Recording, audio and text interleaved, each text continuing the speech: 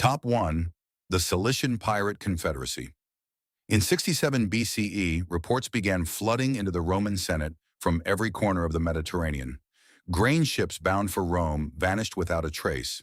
Merchant convoys were found adrift, their crews missing, and their cargo holds stripped bare. Along the southern coast of Anatolia, Roman patrol vessels reported sightings of sleek warships emerging from hidden coves at dawn, striking with surgical precision before disappearing into the rugged cliffs of Cilicia. The crisis escalated when a young Roman noble, Gaius Julius Caesar, was abducted by pirates while sailing near the island of Pharmacusa. According to later accounts, Caesar was held for ransom in a fortified coastal enclave, treated not as a prisoner but as a hostage of political value. He reportedly laughed at the sum demanded for his release, insisting they raise it as though acknowledging their authority. The incident was dismissed publicly as a humiliation. Privately, it revealed a disturbing truth. The Mediterranean, the lifeline of Rome, was no longer under Roman control. The Cilician pirates were not a scattered band of marauders. They operated as a confederacy, a decentralized but coordinated network of strongholds carved into the jagged coastline of southern Anatolia. Their fleets, numbering in the hundreds, consisted of swift biremes and triremes engineered for speed and maneuverability. Archaeological surveys of ancient harbors along the Taurus Mountains reveal fortified anchorages concealed within narrow inlets, protected by natural rock formations and watchtowers. These bases functioned as logistical hubs where plundered cargo was cataloged, redistributed, and sold across clandestine markets. Roman grain shipments from Egypt, essential to feeding over 1 million citizens in the capital, were routinely intercepted. The pirates controlled not merely the seas but the economy itself. Ancient historians recorded that entire coastal cities fell under their influence. Ports in Crete, Cyprus, and parts of Greece provided refuge and trade opportunities, either through coercion or collaboration. Captives were sold into slavery, nobles were ransomed, and sacred temples were looted. Inscriptions recovered from Delos and Rhodes reference disruptions to maritime trade during this period, while Roman records describe a dramatic surge in grain prices and civil unrest in the capital. The pirates' operations extended far beyond robbery. They imposed tribute, regulated passage through strategic waters, and dictated the flow of commerce across the Mediterranean. To merchants and sailors, their authority was as tangible as that of any empire. The Roman response was swift but desperate. In 67 BCE, the Senate granted extraordinary powers to General Gnaeus Pompeius Magnus, Pompey the Great, under the Lex Gabinia. He was given command over the entire Mediterranean and its coastal territories for 50 miles inland, an unprecedented concentration of authority. Within months, Pompey deployed a vast naval force, systematically sweeping pirate strongholds and dismantling their confederacy. Contemporary accounts claim that more than 1,000 pirate ships were destroyed or captured, and tens of thousands of prisoners were resettled inland to prevent their return to the sea. Officially, the threat was eradicated in less than a year. Unofficially, the speed of the campaign raised questions. How had such a vast network risen undetected, and why had it been tolerated for so long? Upon the conclusion of the campaign, records of the pirates' internal organization became increasingly scarce. Many of their former strongholds were abandoned or repurposed, and surviving captains vanished from historical accounts. Roman propaganda celebrated Pompey's victory as a triumph of order over chaos, yet references to pirate-controlled trade routes persisted in scattered maritime records. Some historians suggest that elements of the Confederacy were quietly absorbed into regional economies under Roman supervision. Others speculate that their influence extended deeper into Mediterranean commerce than official narratives admit.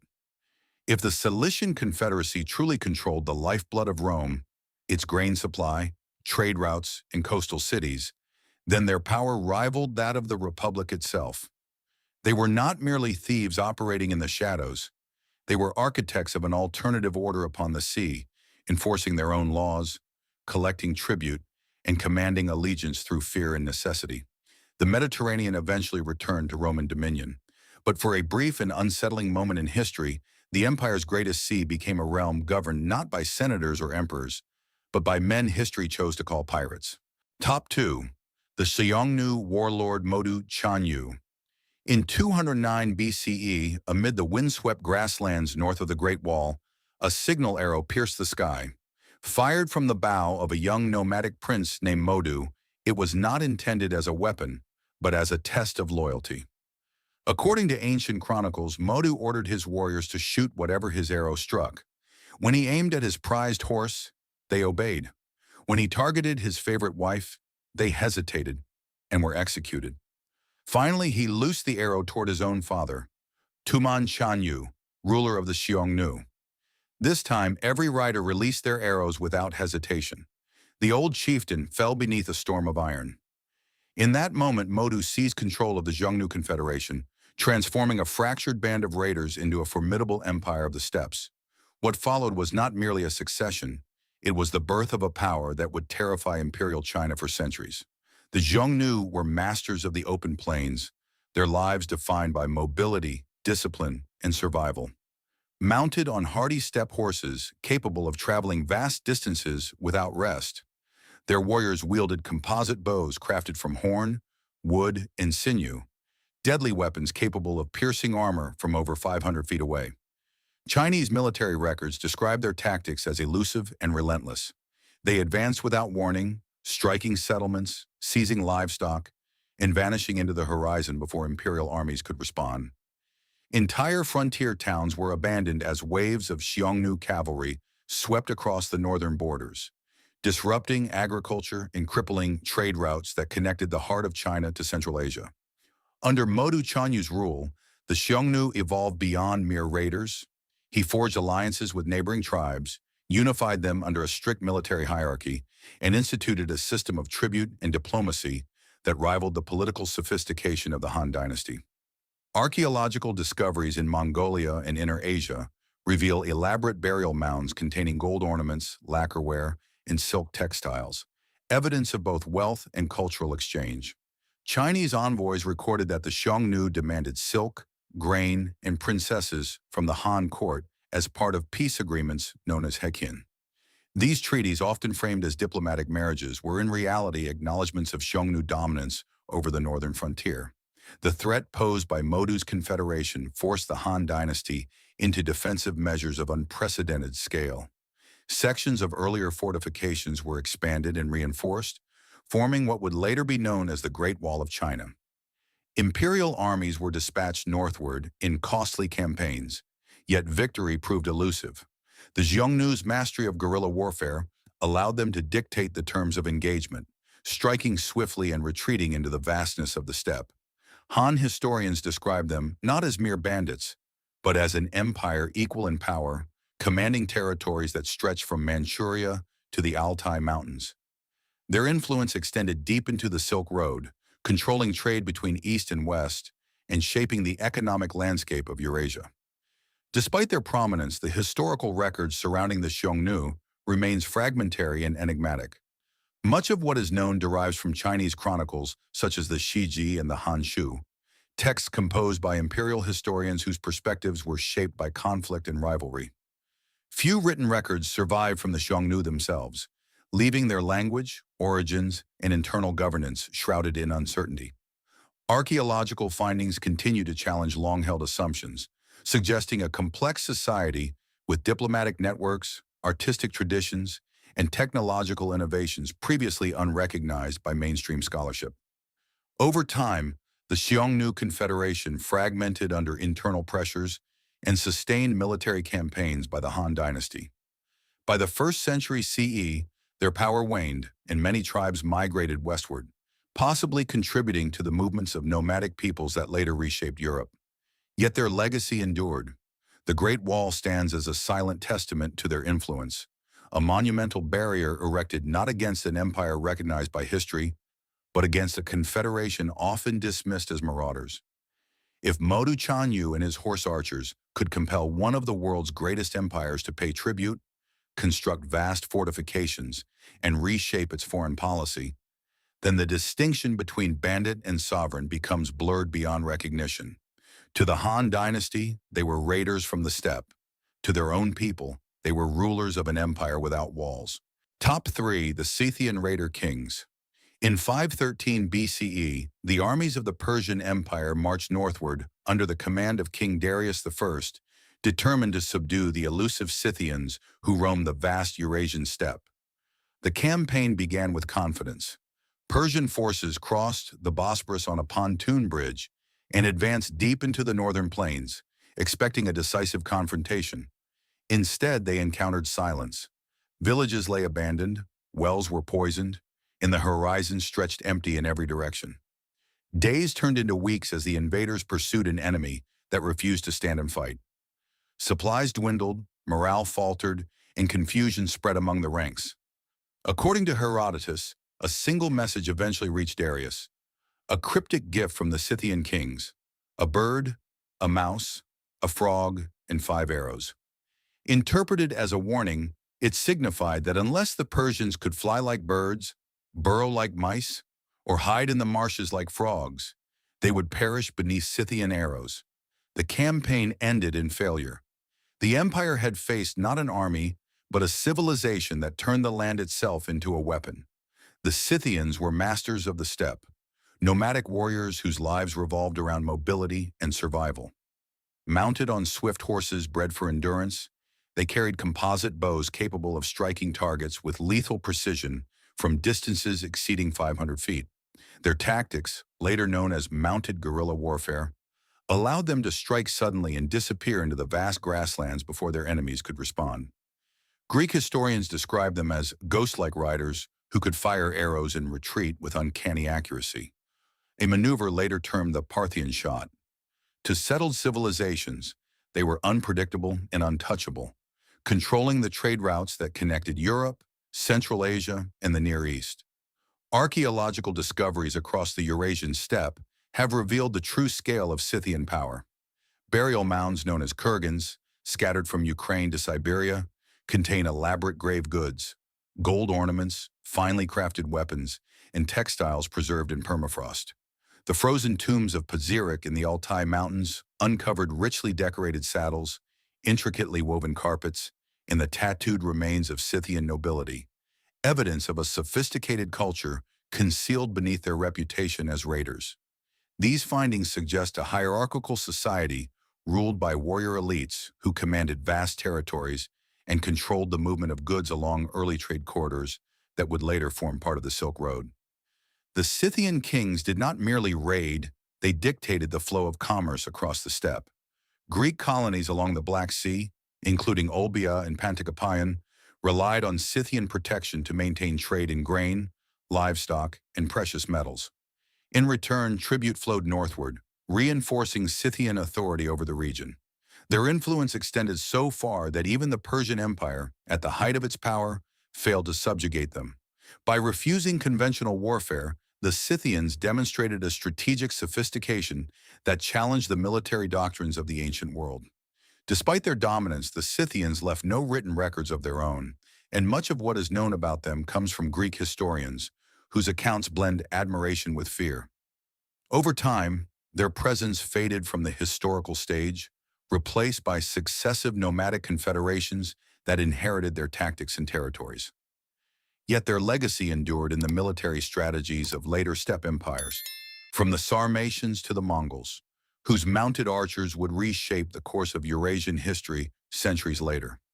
Modern excavations continue to uncover Scythian artifacts of extraordinary craftsmanship, prompting scholars to reassess their place in antiquity.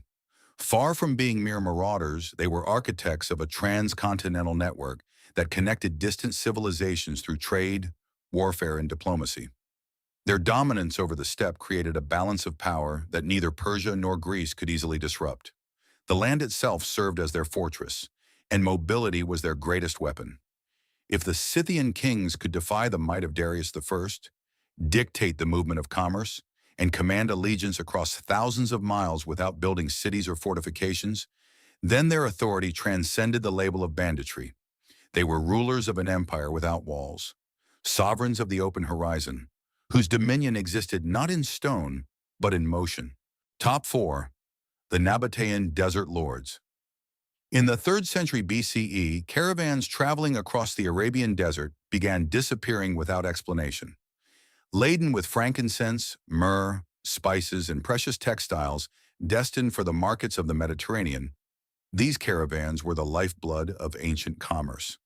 Yet somewhere between the incense groves of southern Arabia and the ports of Gaza and Alexandria, entire convoys vanished into the sands. Survivors spoke in hushed tones of shadowy riders emerging from rocky canyons at dusk, striking with precision before fading back into the desert. Greek and Roman sources referred to these figures as elusive desert raiders, masters of the terrain who controlled the most valuable trade routes on Earth. To outsiders, they were bandits. To those who depended on their passage, they were the unseen rulers of the desert. These were the Nabateans, a nomadic people whose origins remain shrouded in mystery. Emerging from the harsh landscapes of northern Arabia, they mastered survival in one of the most unforgiving environments known to antiquity.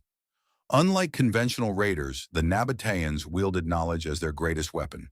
They controlled hidden water sources, engineered subterranean cisterns, and carved channels into rock to capture and store rainfall. These innovations transformed the desert into a controlled domain, allowing them to determine who could traverse its vast expanse and who would perish beneath its scorching sun. To merchants unfamiliar with the terrain, safe passage depended entirely on Nabatean consent, often secured through tribute, alliances, or negotiated protection. By the 2nd century BCE, the Nabateans had evolved from elusive raiders into powerful intermediaries of international trade. They dominated the incense route, the ancient artery that carried aromatic resins from southern Arabia to the Mediterranean world. Frankincense and myrrh, prized in religious rituals and medicine, commanded prices rivaling gold. Classical historians, such as Diodorus Siculus, describe the Nabateans as fiercely independent, avoiding permanent settlements and striking swiftly against any force that threatened their autonomy. When the Greek general Antigonus Monophthalmus attempted to seize their wealth in 312 BCE, his expedition ended in failure. Nabatean forces ambushed the invaders, reclaimed their treasures, and vanished into the desert, leaving the would-be conqueror humiliated. Archaeological evidence reveals the scale of Nabatean sophistication.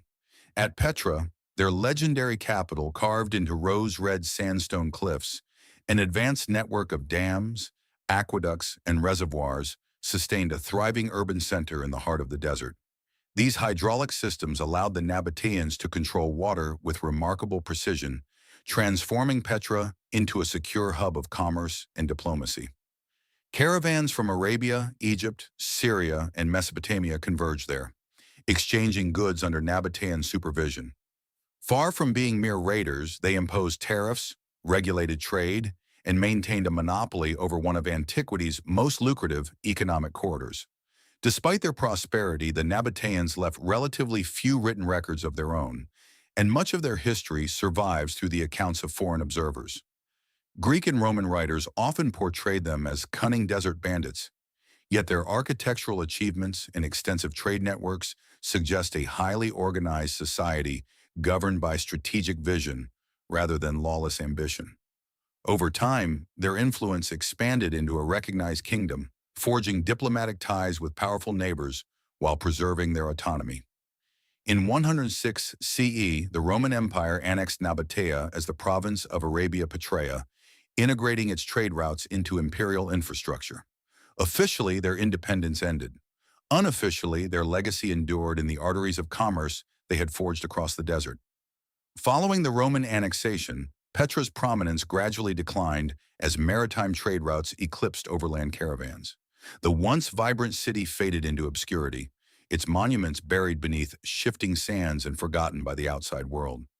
For centuries, the Nabateans were remembered only through fragmentary texts and scattered ruins. When Petra was rediscovered in 1812 by the Swiss explorer Johann Ludwig Burckhardt, its grandeur astonished the modern world, revealing a civilization whose ingenuity had been obscured by time and history's silence. If the Nabateans began as raiders who controlled the desert through secrecy and survival, their transformation into masters of trade challenges the boundaries between outlaw and sovereign. They governed not through conquest alone, but through knowledge, infrastructure, and economic dominion. In the silent expanse of the Arabian sands, They forged an empire without walls, one that rose from the shadows of banditry to command the wealth of nations. Top 5. The Bedouin Caravan Raiders. In the early centuries of the first millennium CE, as the sun rose over the vast Arabian Peninsula, caravans laden with silk, spices, incense, and gold wound their way across the barren expanse of sand and stone. These journeys were perilous, stretching for hundreds of miles through unforgiving terrain, where a single miscalculation could mean death by thirst or exposure. Yet merchants feared not only the desert itself, but the unseen riders who watched from distant dunes. At dusk, shadows would stir along the horizon. Swift horsemen wrapped in flowing robes and guided by the stars descended upon the caravans with sudden precision. The encounters were swift, calculated, and often bloodless.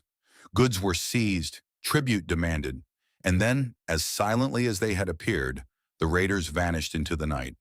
To the merchants of antiquity, these were not random acts of banditry, but a system, an unspoken authority enforced by the Bedouin tribes who controlled the arteries of desert commerce. The Bedouins, nomadic inhabitants of the Arabian deserts, lived according to a code of survival shaped by centuries of hardship. Mastery of navigation, knowledge of hidden wells, and an intimate understanding of the shifting sands granted them unparalleled control over the peninsula's interior. Unlike conventional bandits, Bedouin raiders operated within a structured social and economic framework. Their raids, known as ghazw, were not merely acts of plunder, but culturally sanctioned expeditions designed to assert dominance, acquire resources, and maintain tribal prestige. Violence was often restrained, and caravans that agreed to pay tribute or secure Bedouin protection were allowed safe passage across the desert. In this way, the Bedouins functioned simultaneously as predators and guardians, enforcing a system of protection that governed trade routes long before the rise of centralized states. Historical records from Byzantine, Persian, and early Islamic sources reveal the extent of Bedouin influence over regional commerce. Caravans traveling between Yemen, Syria, and Mesopotamia depended on Bedouin guides to navigate treacherous landscapes and avoid hostile encounters. The tribe's knowledge of the desert transformed them into indispensable intermediaries, capable of determining the success or failure of long-distance trade. Inscriptions and historical accounts describe treaties forged between Bedouin leaders and imperial authorities, granting subsidies or privileges in exchange for safe passage through tribal territories. These agreements, often negotiated under the threat of disruption, demonstrate the Bedouins' ability to wield power equal to that of established empires. Archaeological evidence supports these accounts, revealing ancient caravan routes marked by desert fortresses, wells, and rest stations strategically positioned across the Arabian Peninsula. Many of these installations were maintained or influenced by Bedouin tribes, whose presence ensured both security and control. Even after the rise of Islam in the 7th century CE, Bedouin clans continued to play a critical role in shaping the political and economic landscape of the region. Their allegiance determined the stability of trade networks, and their mobility allowed them to operate beyond the reach of conventional authority. To imperial powers, they were unpredictable raiders. To merchants and rulers alike, they were indispensable allies.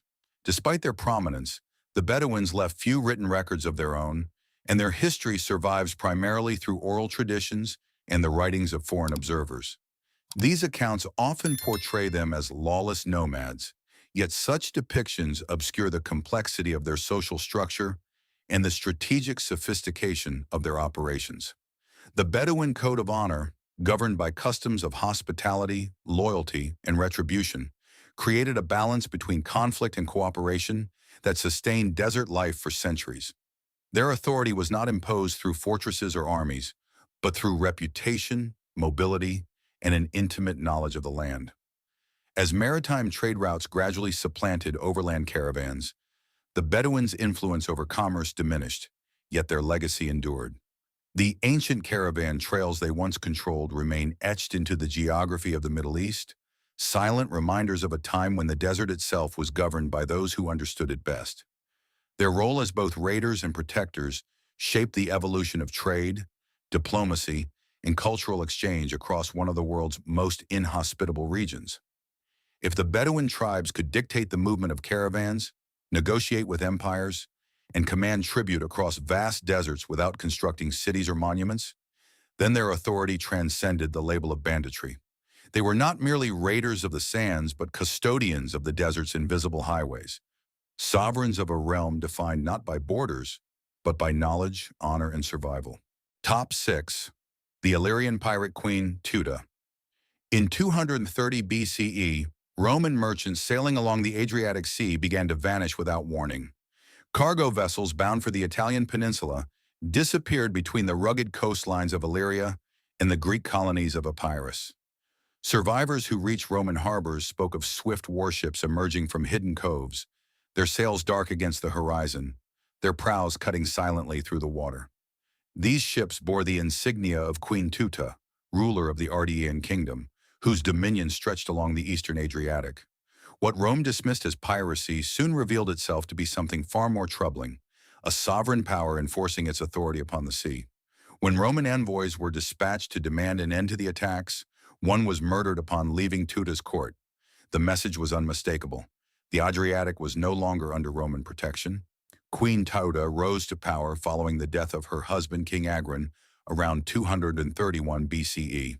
Acting as regent for her young stepson Pin, she inherited a maritime kingdom whose strength lay in its formidable fleet. Unlike conventional pirates, the Illyrians operated under royal sanction.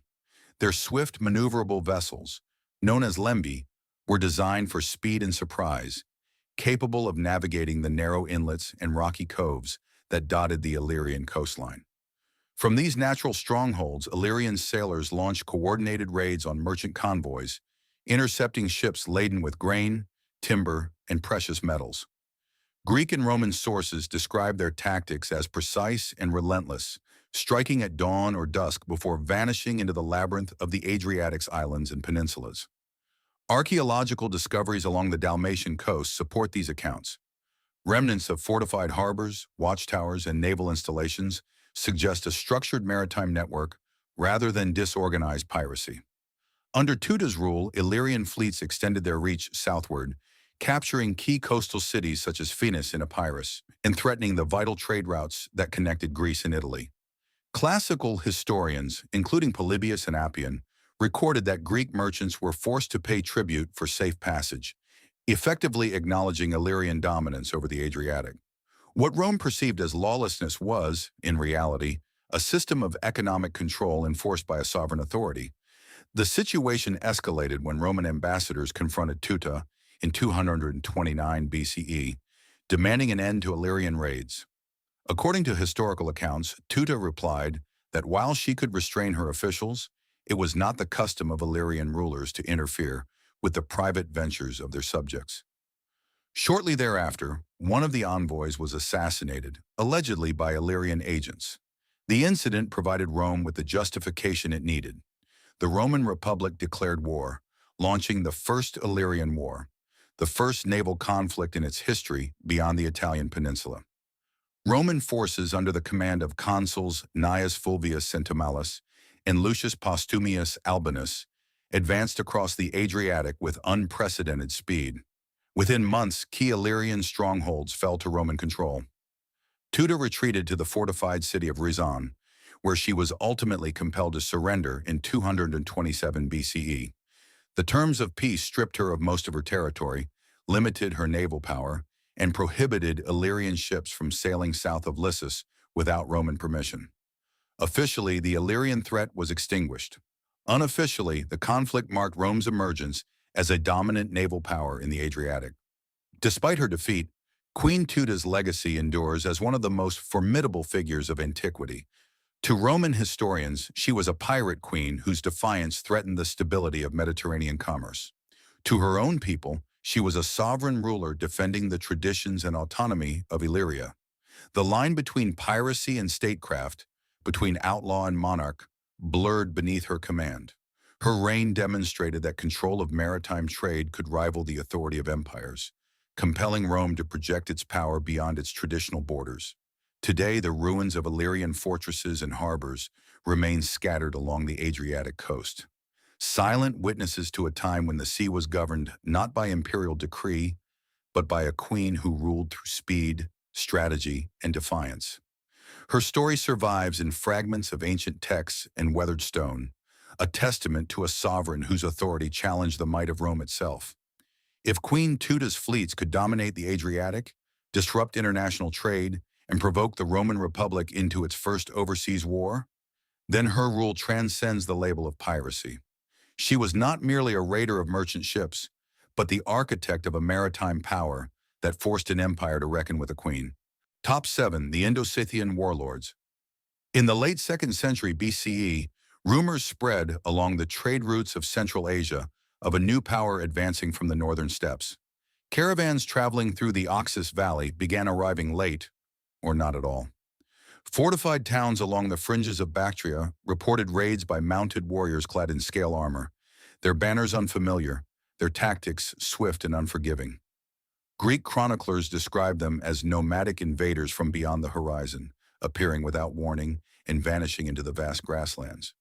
These warriors were the Indo-Scythians, steppe-born rulers who carved their dominion across Central Asia and northern India, controlling the arteries of trade that connected east and west. To the settled kingdoms they displaced, they were marauders. To the lands they governed, they became kings. The Indo-Scythians, known in Indian sources as the Sakas, emerged from the migratory upheavals of the Eurasian steppe. Pressured westward and southward by rival nomadic confederations, they advanced into the remnants of the Greco-Bactrian kingdom and beyond the Hindu Kush. Their arrival marked the collapse of Hellenistic rule in parts of Central Asia and initiated a transformation of the region's political landscape. Mounted on resilient steppe horses and armed with powerful composite bows, Indo-Scythian warriors employed tactics perfected over centuries of nomadic warfare. They struck swiftly, overwhelmed fortified settlements, and secured control over strategic corridors linking the Silk Road with the Indian subcontinent. Archaeological and numismatic evidence reveals the scale of their influence. Coins bearing the names of Indo-Scythian rulers, such as Mawas and Azis, have been discovered across modern Afghanistan, Pakistan, and northwestern India.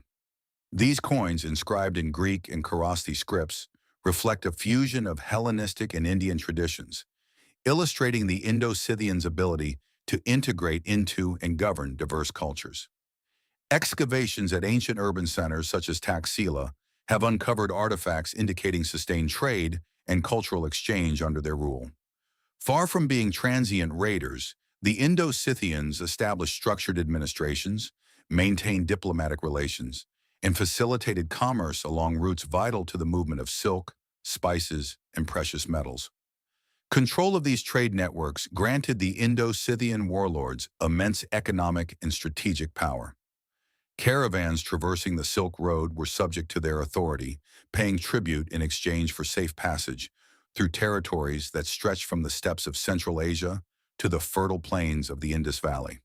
Their dominion bridged civilizations, connecting the Hellenistic world with the emerging powers of India and the distant empires of China. Classical sources describe them as formidable adversaries, while Indian texts record their integration into local society, where they adopted royal titles and patronized religious institutions, including early Buddhist communities. Despite their prominence, much of the Indo-Scythian legacy remains obscured by the passage of time. Their history survives primarily through scattered inscriptions, coinage, and the accounts of foreign chroniclers, leaving many aspects of their origins and governance open to interpretation. Over time, their territories were absorbed by subsequent powers, including the Kushan Empire, whose rulers inherited and expanded the trade networks established by their predecessors. Yet the Indo-Scythians' impact endured, shaping the cultural and economic landscape of Central and South Asia for generations. Modern scholarship continues to reassess their role in antiquity, recognizing them not merely as invaders, but as architects of a trans-regional order that facilitated the exchange of goods, ideas, and traditions across continents. Their mobility allowed them to dominate vast territories without constructing monumental cities or fortifications, while their strategic control of trade routes enabled them to wield influence far beyond their numbers. To their adversaries, they were nomadic raiders who disrupted established kingdoms. To the regions they governed, they were sovereign rulers whose authority rested on military strength, economic control, and cultural adaptability. If the Indo-Scythian warlords could dismantle Hellenistic kingdoms, command the Silk Road, and establish dynasties that bridge civilizations, then their legacy transcends the label of banditry. They were not merely riders of the steppe, but architects of an empire without walls, sovereigns whose dominion stretched from the windswept plains of Central Asia to the thriving cities of ancient India. Top 8. The Yellow Turban Prophet Zhang Jue. In 184 CE, as droughts ravaged the eastern provinces of the Han Dynasty and famine gripped the countryside, rumors began to circulate among the peasantry of a healer who could command the forces of heaven. His name was Zhang Jue, a mystic scholar from Yulu, whose teachings spread quietly across northern China. Villagers whispered of miraculous cures and prophetic visions. Those who sought his aid were given sacred talismans and instructed to drink water infused with ashes from burned charms. Many claimed to recover from illness, and word of his power spread with astonishing speed. What began as a spiritual movement soon transformed into a vast network of secret followers bound by faith, loyalty, and a shared resentment toward the failing Han government. By the spring of that year, Zhang Jue and his brothers, Zhang Bao and Zhang Liang, had amassed hundreds of thousands of adherents. The stage was set for one of the most destabilizing uprisings in Chinese history. Zhang Jue proclaimed himself the General of Heaven and declared the advent of a new era under the doctrine of the Way of Great Peace, Taiping Dao. His followers, easily recognized by the yellow scarves they wore upon their heads, believed that the Han Dynasty had lost the mandate of heaven. In secret gatherings, they recited prophecies foretelling the fall of the empire and the rise of a just and harmonious world. Ancient chronicles describe coded messages circulated among believers, instructing them to prepare for a coordinated uprising across multiple provinces. When the rebellion erupted in 184 CE, it spread with astonishing speed, engulfing large swaths of northern China. Government granaries were seized, local officials were overthrown, and entire commanderies fell under Yellow Turban control. To imperial authorities, they were insurgents. To their followers, they were liberators chosen by heaven. Historical records from the Book of the Later Han recount how the Yellow Turban Rebellion paralyzed the empire. Imperial armies struggled to suppress the insurgents, whose numbers and organization rivaled those of the state itself. The rebels operated with remarkable coordination, employing guerrilla tactics and leveraging widespread discontent among the peasantry. Inscriptions and contemporary accounts suggest that Zhang Jue's network extended across at least 8 provinces, forming a shadow administration that challenged Han authority. Though armed primarily with agricultural tools and improvised weapons, the rebels' fervor and unity allowed them to seize strategic strongholds and disrupt vital trade routes. For months, the Han dynasty teetered on the brink of collapse. Archaeological findings and textual analyses reveal that the Yellow Turban movement was not merely a spontaneous uprising, but a structured organization rooted in religious ideology and social reform.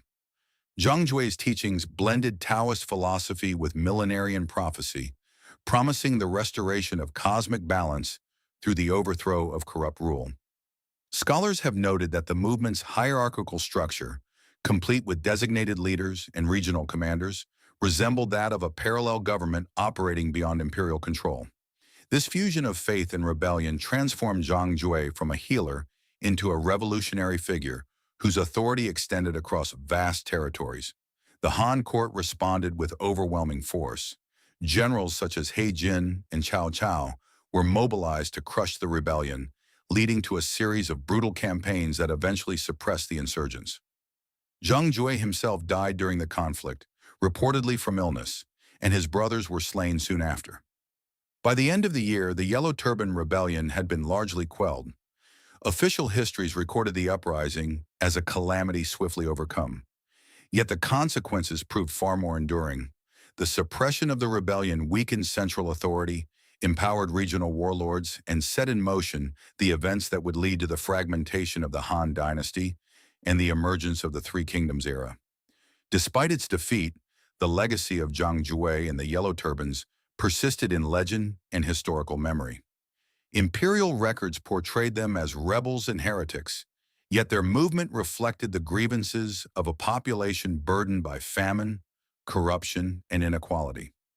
Their ability to mobilize hundreds of thousands of followers and control significant regions of the empire challenges the simplistic label of banditry.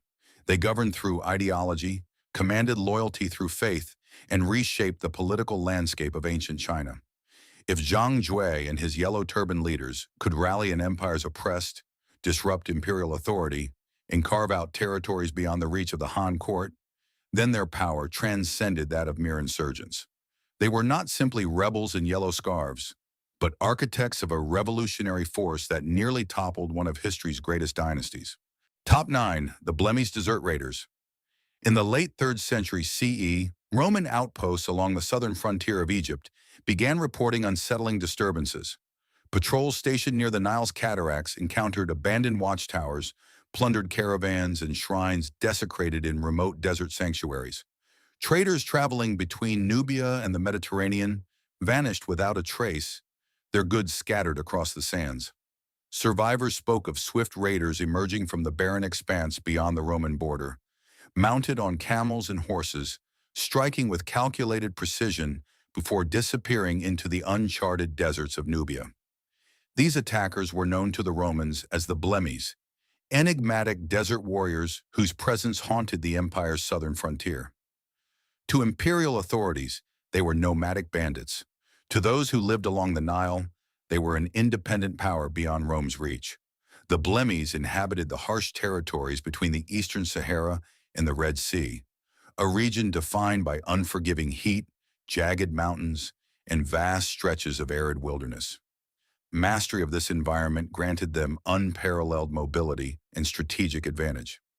Ancient Roman and Greek writers described them as elusive and formidable, capable of traversing immense distances without reliance on established roads or supply lines. Their raids targeted Roman garrisons, caravan routes, and sacred temples, including the renowned sanctuary of Isis at Philae, a site of immense religious significance.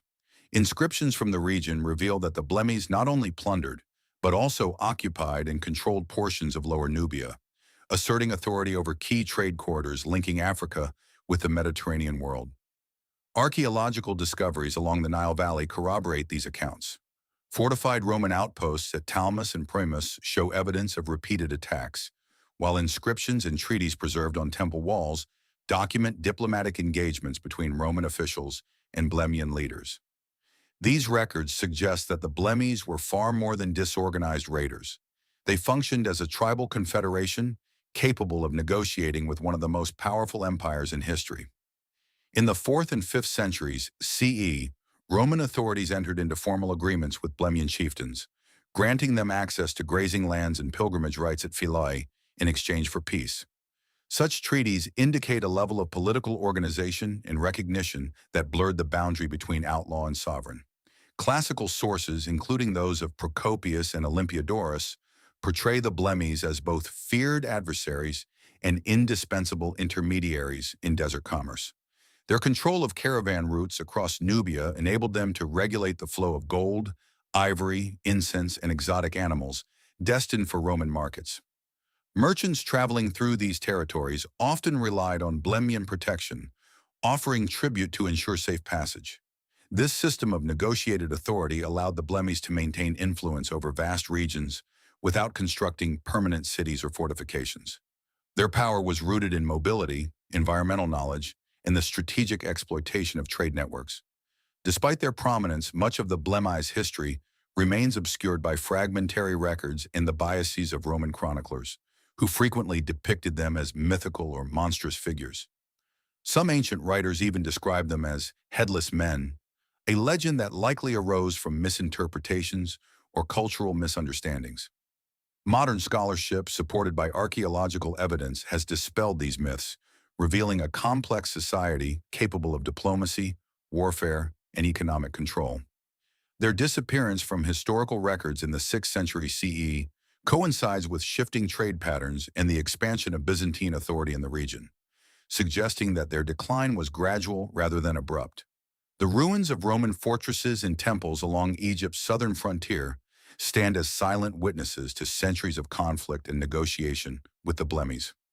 These structures, weathered by time and desert winds, testify to an era when Rome's influence extended only as far as its legions could march, and no farther.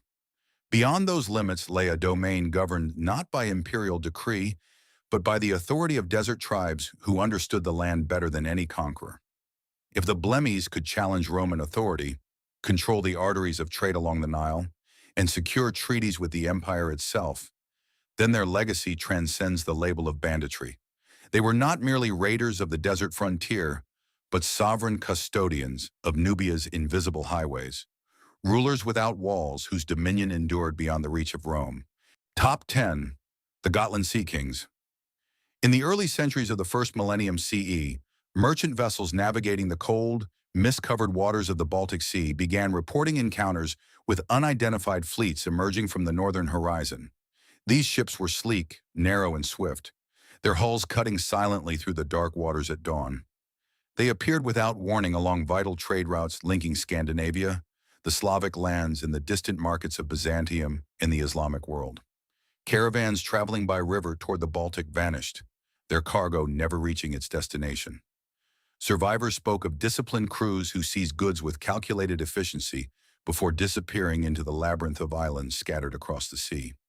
At the heart of this maritime network lay the island of Gotland, a remote outpost that would become the domain of powerful merchant kings. To outsiders, they were pirates. To those who traded beneath their watch, they were the sovereigns of the Baltic. Gotland's strategic position at the center of the Baltic Sea transformed it into a crossroads of commerce long before the rise of the Viking Age. Archaeological excavations on the island have uncovered one of the largest concentrations of silver hoards ever discovered in Europe, including thousands of coins minted in the Byzantine Empire, the Abbasid Caliphate, and the Carolingian realm. These treasures, dating from the 6th to the 11th centuries CE, testify to Gotland's central role in a vast trading network that connected northern Europe with the Silk Road and beyond. The accumulation of such immense wealth suggests not only prosperous commerce, but also control over the maritime corridors through which these goods flowed. The so-called Sea Kings of Gotland were not monarchs in the traditional sense, but powerful chieftains who commanded fleets of longships and merchant vessels. Their authority rested on a delicate balance between trade and predation. Historical accounts and archaeological evidence indicate that these seafarers operated as both merchants and raiders, escorting convoys across dangerous waters while imposing tribute on those who refused their protection. The island's natural harbors provided secure anchorages, while its isolation allowed fleets to launch sudden raids along the coasts of the Baltic and beyond. Runestones and sagas from later centuries recount the exploits of northern seafarers whose voyages extended along the river systems of Eastern Europe, reaching the Black Sea and the gates of Constantinople. Excavations at sites such as Visby and Spillings, the latter yielding the largest Viking-era silver hoard ever found, reveal a society enriched by international trade and maritime dominance. Artifacts recovered from these sites include Arabic dirhams, Byzantine jewelry, and finely crafted weapons, illustrating the cosmopolitan character of Gotland's economy. These discoveries suggest that the Sea Kings wielded influence not merely through force, but through their control of commerce and diplomacy. Their ships carried furs, amber, iron, and slaves across vast distances, forging connections between distant civilizations and shaping the economic landscape of medieval Europe. Despite their prominence, the Sea Kings left few written records of their own, and much of their history survives through archaeological findings and fragmentary references in Norse sagas. As maritime powers in Scandinavia expanded during the Viking Age, Gotland emerged as a vital hub within an increasingly interconnected world. The island's merchants maintained a degree of autonomy even as regional kingdoms consolidated authority, preserving their influence through alliances, trade privileges, and strategic neutrality. Over time, however, shifting political dynamics and the rise of centralized states diminished their independence, integrating Gotland into broader Scandinavian and European trade networks. Today, the windswept shores of Gotland and the medieval walls of Visby stand as enduring reminders of an era when the Baltic Sea was governed not by empires, but by those who commanded its currents. The immense wealth unearthed from the island's soil offers silent testimony to a maritime power that flourished beyond the boundaries of conventional authority. These sea kings, operating between commerce and conquest, blurred the distinction between merchant and pirate, protector and predator. If the rulers of Gotland could command fleets, regulate trade across the Baltic, and accumulate fortunes rivaling those of established kingdoms, then their legacy transcends the label of banditry. They were not merely raiders of northern waters, but architects of a maritime dominion, sovereigns without crowns, whose authority was etched into silver, stone, and the shifting tides of history. Across the vast landscapes of antiquity, from the storm-tossed waters of the Mediterranean to the silent expanse of the Arabian desert, from the wind-swept Eurasian steppes to the mist-covered Baltic Sea, history records the rise of leaders who existed beyond the boundaries of empire and law. The Cilician pirates paralyzed Rome's lifeline. Modu Chanyu compelled the Han dynasty to negotiate and fortify its borders, and the Scythian kings defied the might of Persia without building a single city. In the deserts, the Nabateans and Bedouin tribes transformed survival into dominion, controlling the arteries of trade through knowledge and mobility. Queen Tuta's Illyrian fleets forced Rome into its first overseas war, while the Indo-Scythian warlords bridged civilizations along the Silk Road. Zhang Jui's Yellow Turbans nearly toppled an empire through faith and rebellion, and the Blemmies negotiated with Rome as equals along the Nile. In the Baltic, the sea kings of Gotland amassed fortunes that rivaled kingdoms, ruling through commerce and command of the sea. Each of these figures was branded a bandit, raider, or outlaw by the powers they challenged. Yet their influence extended far beyond plunder.